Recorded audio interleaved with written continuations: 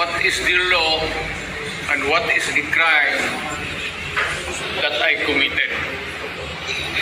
Show to me now the legal basis for my being here. As apparently I was brought here not of my own volition. It's somebody else's. Kung hindi ibang tao, ikaw siguro, because this is your structure. So you have to answer now for the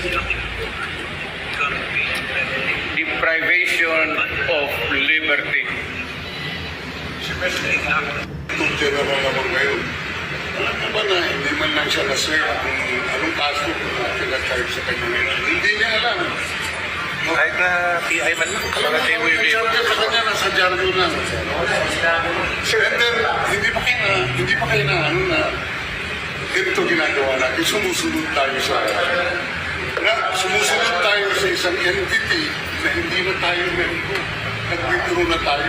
And yet, sir, you are the prosecutor general. Yes. You know how to exercise due process.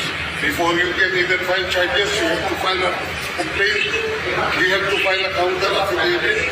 Without doing those procedural process, here we are being issued a warrant of arrest, questionable warrant of arrest.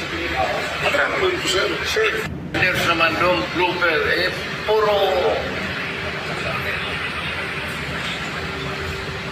pagdating sa trial yan, tatawagin kita sa witness stand.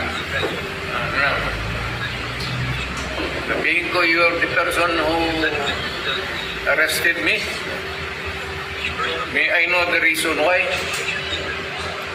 Have you read the documents? Or at least, have you read the case?